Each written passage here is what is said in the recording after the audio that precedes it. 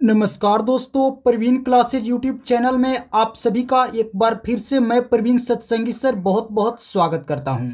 दोस्तों, आज की एक और वीडियो हम लेकर आ गए हैं रेलवे ग्रुप डी 2025 परीक्षा के लिए अति महत्वपूर्ण सामान्य ज्ञान व सामान्य विज्ञान के प्रश्नों का। जी हाँ दोस्तों, आज की वीडियो में भी हम लोग देखेंगे जीके जीएस के टॉप मोस्ट इंपॉर्टेंट प्रश्न जो आगामी रेलवे ग्रुप डी की परीक्षा के लिए बहुत ही महत्वपूर्ण होने वाले हैं। तो चलिए दोस्तों, वीडियो को एक लाइक कर दीजिए और चैनल को सब्सक्राइब करके वीडियो में आप लोग अंत तक जरूर बने रहिए। तो आइए आज की क्लास हम लोग शुरू करते हैं।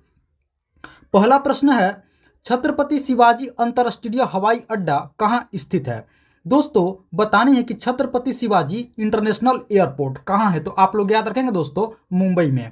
ऑप्शन ए इसका राइट आंसर होगा दोस्तों। छत्रपति शिवाजी अंतरराष्ट्रीय हवाई अड्डा कहाँ स्थित है? तो आप लोग याद रखेंगे महाराष्ट्र की राजधानी मुंबई में। ऑप्शन ए इसका राइट आंसर होगा। चलिए अब आगे बढ़ते हैं।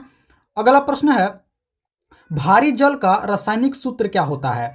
दोस्तों, बतानी है कि भारी जल का रासायनिक सूत्र केमिकल फॉर्मूला क्या होता है। तो आप लोग याद रखेंगे D2O। ऑप्शन बी इसका राइट आंसर होगा दोस्तों। भारी जल का रासायनिक सूत्र क्या होता है? तो आप लोग याद रखेंगे D2O।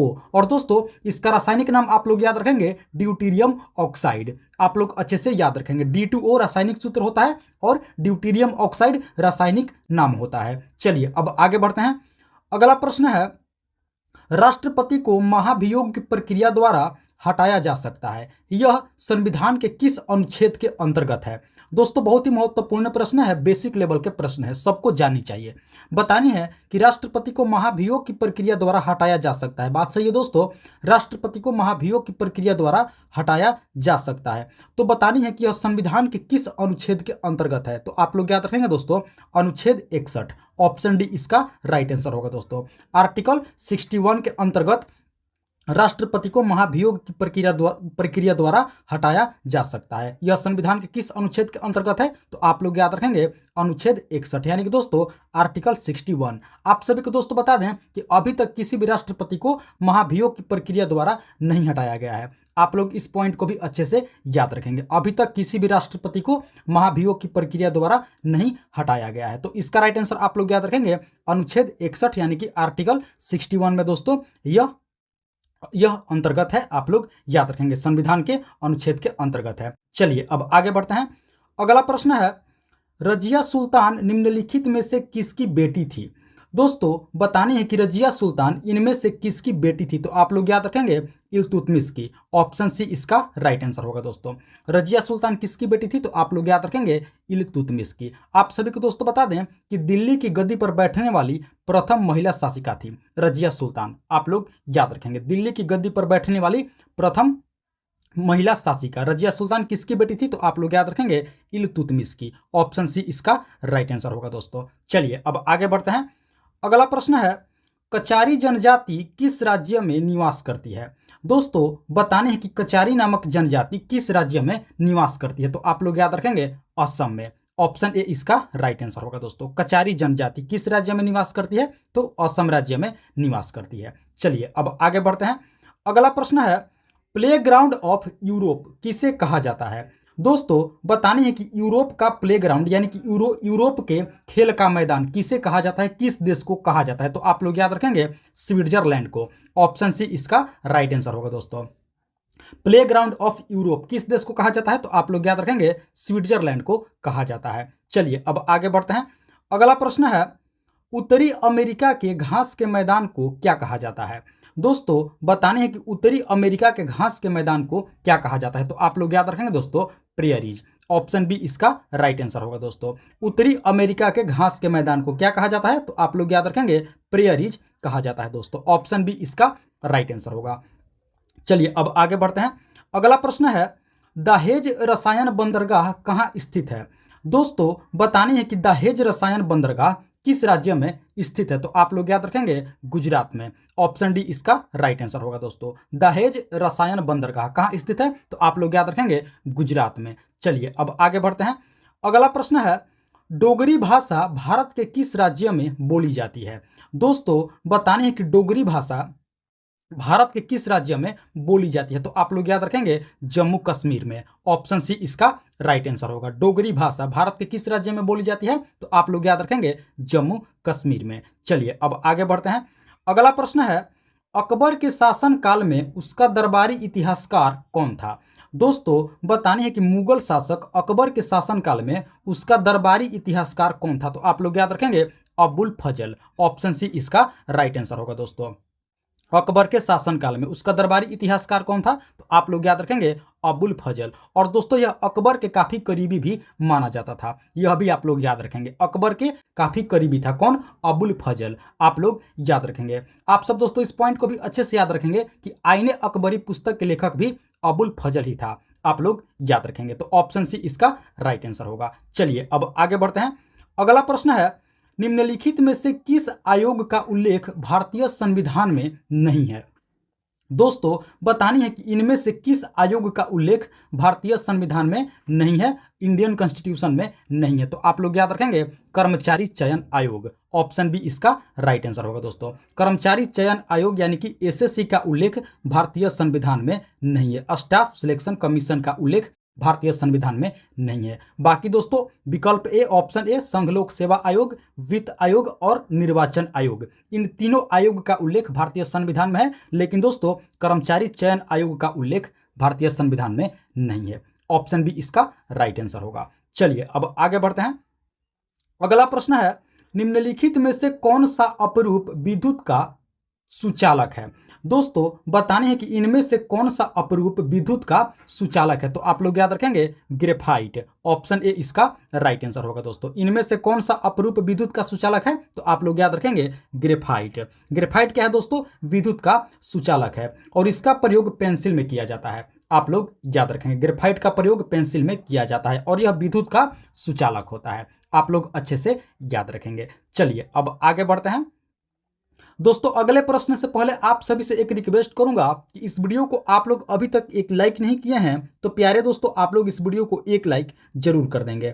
साथ ही साथ प्रवीण क्लासेज यूट्यूब चैनल पर आप लोग पहली बार विजिट किए हैं तो दोस्तों इस चैनल को आप लोग जरूर सब्सक्राइब करेंगे। और हाँ दोस्तों इस वीडियो में आप लोग अंत तक जरूर बने रहेंगे।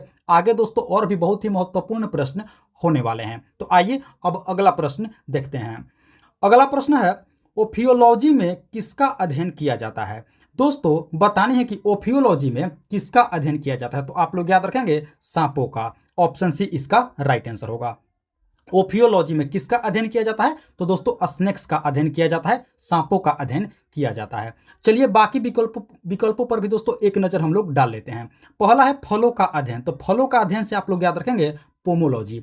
पोमोलॉजी में फलों का अध्ययन किया जाता है। उसके बाद है छिपकलियों का अध्ययन। तो छिपकलियों का अध्ययन में आप लोग याद रखेंगे सौरोलॉजी। सौरोलॉजी में छिपकलियों का अध्ययन किया जाता है। और ऑप्शन डी में है फूलों का अध्ययन। तो फूलों का अध्ययन में आप लोग याद रखेंगे एंथोलॉजी। बाकी विकल्पों को आप लोग अच्छे से याद रखेंगे।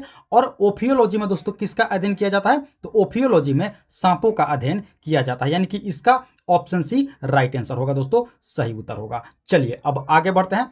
अगला प्रश्न है, समुद्र की गहराई मापने हेतु किस यंत्र का प्रयोग किया जाता है? दोस्तों बताने हैं कि समुद्र की गहराई मापने के लिए किस यंत्र का प्रयोग किया जाता है? तो आप लोग याद रखेंगे फैदोमीटर का प्रयोग किया जाता है। ऑप्शन ए इसका राइट आंसर होगा। दोस्तों समुद्र की गहराई मापने के लिए किस यंत्र का प्रयोग किया जाता है? तो आप लोग याद रखेंगे फैदोमीटर का प्रयोग किया जाता है। चलिए बाकी विकल्पों पर भी एक नजर हम लोग डाल लेते हैं।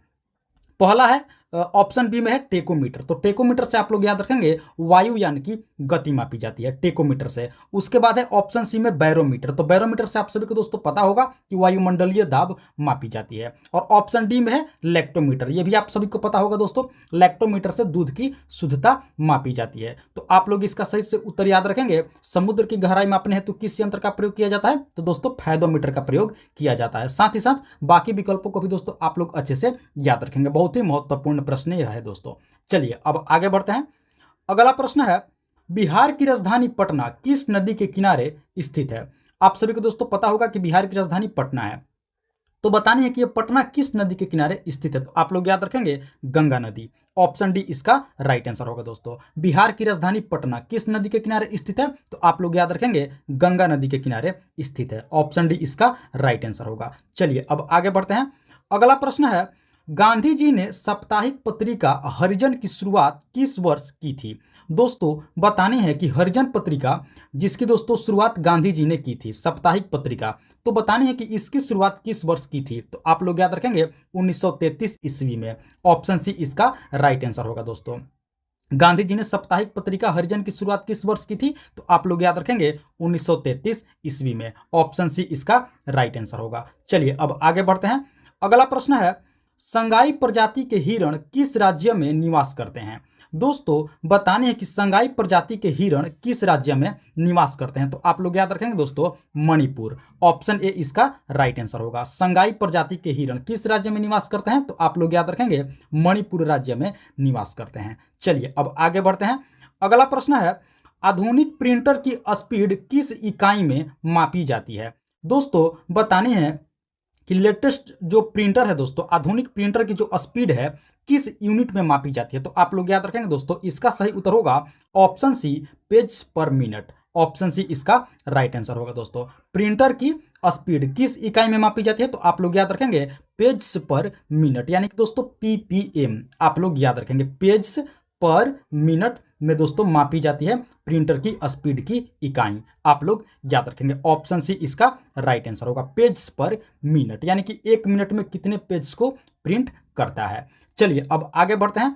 अगला प्रश्न है, कौन सा गुप्त शासक वीणा वादक में निपुण था? दोस्तों बताने है कि कौन सा गुप्त शासक वीणा वादक में क्या थे? निपुण था, वीणा वादक में प्रवीण था। तो आप लोग याद रखेंगे दोस्तों इसका सही उत्तर होगा समुद्रगुप्त। ऑप्शन डी इसका राइट आंसर होगा दोस्तों। कौन सा गुप्त शासक वीणा वादक में निपुण था? तो आप लोग याद रखेंगे समुद्रगुप्त। ऑप्शन डी इसका राइट आंसर होगा, सही उत्तर होगा। चलिए अब आगे बढ़ते हैं। अगला प्रश्न है, भारत का वयोवृद्ध पुरुष यानी कि दोस्तों grand old man of India किसे कहा जाता है? बतानी है दोस्तों कि भारत का वयोवृद्ध पुरुष यानी कि grand old man of India किसे कहा जाता है? तो आप लोग याद रखेंगे दादा भाई नौरोजी को। ऑप्शन ए इसका राइट आंसर होगा दोस्तों। भारत का वयोवृद्ध पुरुष यानी कि grand old man of India किसे कहा जाता है? तो दादा भाई नौरोजी को। आप सभी को दोस्तों बता दें कि ब्रिटिश संसद चुने जाने वाले प्रथम भारतीय भी दादा भाई नौरोजी ही थे। इस पॉइंट को भी आप लोग अच्छे से याद रखेंगे। ब्रिटिश संसद चुने जाने वाले प्रथम भारतीय थे कौन? दादा भाई नौरोजी। और दोस्तों इन्हें भारत का वयोवृद्ध पुरुष यानी कि grand old man of India के नाम से भी जाना जाता है। तो ऑप्शन ए हमारा सही उत्तर होगा। चलिए अब आगे बढ़ते हैं। अगला प्रश्न है, इंदिरा आवास योजना का नया नाम क्या रखा गया है? दोस्तों बतानी है कि इंदिरा आवास योजना का नाम बदल करके अब क्या रखा गया है? तो आप लोग याद रखेंगे प्रधानमंत्री आवास योजना कर दिया गया है। ऑप्शन डी इसका राइट आंसर होगा। नरेंद्र मोदी के आने के बाद दोस्तों इस योजना का नाम बदल करके क्या रख दिया गया है? प्रधानमंत्री आवास योजना। पहले किस नाम से जाना जाता था? तो इंदिरा आवास योजना के नाम से जाना जाता था। चलिए अब आगे बढ़ते हैं। अगला प्रश्न है, अंग्रेजों को सूरत में व्यापार करने के लिए किस मुगल शासक ने अनुमति दी थी? दोस्तों बतानी है कि अंग्रेजों को सूरत में व्यापार करने के लिए किस मुगल शासक ने क्या दी थी? अनुमति दी थी, परमिशन दी थी। तो आप लोग याद रखेंगे जहांगीर ने। ऑप्शन सी इसका राइट आंसर होगा दोस्तों। अंग्रेजों को सूरत में व्यापार करने के लिए किस मुगल शासक ने अनुमति दी थी? तो आप लोग याद रखेंगे जहांगीर ने अनुमति दी थी अंग्रेजों को सूरत में व्यापार करने के लिए। चलिए अब आगे बढ़ते हैं। अगला प्रश्न है, कंप्यूटर मॉनिटर का एक अन्य नाम क्या है? दोस्तों बताने है कि कंप्यूटर मॉनिटर को एक अन्य किस नाम से जाना जाता है? तो आप लोग याद रखेंगे VDU के नाम से जाना जाता है दोस्तों। आप लोग याद रखेंगे कंप्यूटर मॉनिटर का एक अन्य नाम क्या है? तो आप लोग याद रखेंगे VDU यानी कि विजुअल डिस्प्ले यूनिट इसका पूरा नाम होता है। आप लोग याद रखेंगे कंप्यूटर मॉनिटर का एक अन्य नाम क्या है? तो आप लोग याद रखेंगे VDU अर्थात विजुअल डिस्प्ले यूनिट। चलिए अब आगे बढ़ते हैं। अगला प्रश्न है, भारतीय स्टेट बैंक की स्थापना कब हुई थी? दोस्तों बताने हैं कि भारतीय स्टेट बैंक यानी कि SBI की स्थापना कब हुई थी? तो आप लोग याद रखेंगे दोस्तों इसका सही उत्तर होगा 1 जुलाई 1955 ईस्वी को, यानी कि ऑप्शन ए हमारा राइट आंसर होगा दोस्तों, सही उत्तर होगा। 1 जुलाई 1955 ईस्वी को भारतीय स्टेट बैंक की स्थापना हुई थी। ऑप्शन ए आप लोग याद रखेंगे 1 जुलाई 1955 ईस्वी को। चलिए अब आगे बढ़ते हैं। अगला प्रश्न है, रेमन मैगसेसे अवार्ड 2019 किस भारतीय को मिला था? दोस्तों बताने हैं कि रेमन मैगसेसे अवार्ड 2019 यानी कि 2019 का रेमन मैग्सेसे अवार्ड किस भारतीय को दिया गया था? तो आप लोग याद रखेंगे रवीश कुमार को मिला था। ऑप्शन बी इसका राइट आंसर होगा दोस्तों। रेमन मैग्सेसे अवार्ड 2019 किस भारतीय को मिला था? आप लोग याद रखेंगे रवीश कुमार को, जो कि दोस्तों एक पत्रकार है। आप लोग याद रखेंगे। चलिए अब आगे बढ़ते हैं। अगला प्रश्न है, महात्मा गांधी को भिखारी के वेश में महान आत्मा किसने कहा था? दोस्तों बतानी है कि महात्मा गांधी को भिखारी के वेश में महान आत्मा किसने कहा था? तो आप लोग याद रखेंगे रविंद्रनाथ टैगोर ने। ऑप्शन बी इसका राइट आंसर होगा दोस्तों। महात्मा गांधी को रविंद्रनाथ टैगोर ने क्या कहा था, क्या कहे थे? तो आप लोग याद रखेंगे भिखारी के वेश में महान आत्मा। Option B Rabindranath Tagore. चलिए अब आगे बढ़ते हैं। अगला प्रश्न है, 10 कुमार चरितम पुस्तक के लेखक कौन हैं? दोस्तों बताने हैं कि 10 कुमार चरितम पुस्तक के लेखक कौन हैं? तो आप लोग याद रखेंगे महाकवि दंडी। ऑप्शन डी इसका राइट आंसर होगा दोस्तों। 10 कुमार चरितम पुस्तक के लेखक कौन हैं? तो आप लोग याद रखेंगे दंडी, महाकवि। चलिए आगे बढ़ते हैं। अगला प्रश्न है, नियाग्रा जलप्रपात कहाँ स्थित है? दोस्तों बताने हैं कि नियाग्रा वाटरफॉल कहाँ स्थित है? तो आप लोग याद रखेंगे कनाडा व अमेरिका में। ऑप्शन ए इसका राइट आंसर होगा दोस्तों। आप लोग याद रखेंगे नियाग्रा जलप्रपात कहाँ स्थित है? तो ऑप्शन ए आप लोग याद रखेंगे कनाडा व अमेरिका। ऑप्शन ए इसका राइट आंसर होगा, यानी कि दोस्तों उत्तरी अमेरिका में नियाग्रा जलप्रपात स्थित है। आप लोग याद रखेंगे ऑप्शन ए इसका सही उत्तर होगा। तो दोस्तों ये थी हमारी आज की रेलवे ग्रुप डी 2025 परीक्षा के लिए अति महत्वपूर्ण सामान्य ज्ञान व सामान्य विज्ञान के प्रश्नावली वीडियो। आशा करते हैं इस वीडियो को आप लोग अंत तक जरूर देखे होंगे, सभी प्रश्नों को अच्छे से समझे होंगे और याद भी कर लिए होंगे। तो आप सभी से एक बार फिर से रिक्वेस्ट करूंगा कि इस वीडियो को आप लोग एक लाइक नहीं किए हैं तो दोस्तों आप लोग इस वीडियो को एक लाइक जरूर कर देंगे। और दोस्तों इस चैनल को आप लोग अभी तक सब्सक्राइब नहीं किए हैं तो इसी तरह का महत्वपूर्ण प्रश्नावली वीडियो प्रतिदिन देखने के लिए प्यारे दोस्तों आप लोग चैनल को सब्सक्राइब करके हमारे साथ अवश्य जुड़ेंगे। दोस्तों आप सब इतना काम जरूर करेंगे। तो इस वीडियो में फिलहाल इतना ही, मिलते हैं एक और मोस्ट इंपॉर्टेंट वीडियो लेकर के। तब तक के लिए आप सभी का बहुत बहुत धन्यवाद। जय हिंद दोस्तों।